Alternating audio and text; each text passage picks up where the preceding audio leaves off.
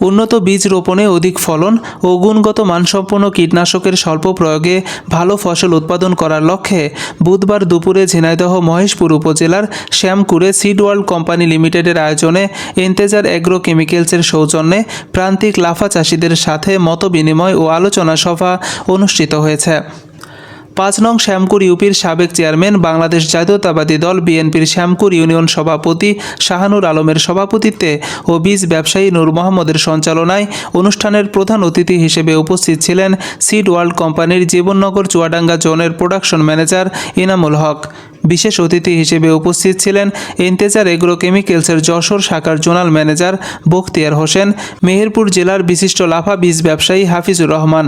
এছাড়াও অন্যান্যদের মাঝে উপস্থিত ছিলেন শ্যামকুর ইউপির ৪ নং ওয়ার্ড বিএনপির সভাপতি আব্দুর রব, ৫ নং ওয়ার্ড বিএনপির সভাপতি নুরুল আমিন খোকন, বিশিষ্ট ব্যবসায়ী ইব্রাহিম বাবু এবং আত্তাফ আলী সহ স্থানীয় ইমাম, শিক্ষক, সাংবাদিক ও প্রান্তিক চাষিগণ উপস্থিত ছিলেন।